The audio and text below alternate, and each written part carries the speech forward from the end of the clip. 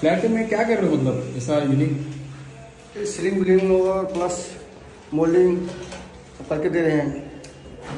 मतलब ऐसा ग्राम पंचायत में कोई किसी ने किया था ऐसा कुछ काम?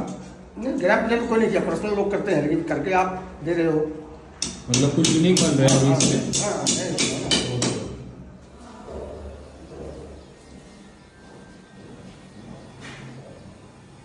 मी बघितलंच, जस्ट मी तुम्हाला कॉन्ट्रॅक्टरशी बोलणं पण दिलं, कारण की स्वराज डेव्हलपर सध्या आहे ना एक ग्रामपंचायतमध्ये नवीन कन्सेप्ट घेऊन येतोय।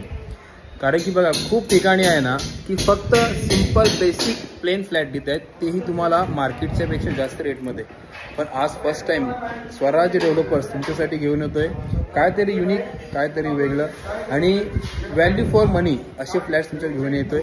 तर व्हिडिओ पूर्ण बघत राहा, डेली हे मिनी व्लॉग्स असणार आणि पूर्ण फ्लॅट रेडी होईपर्यंत व्हिडिओ कंटिन्यू फॉर व्हिडिओ। जय हिंद, जय महाराष्ट्र।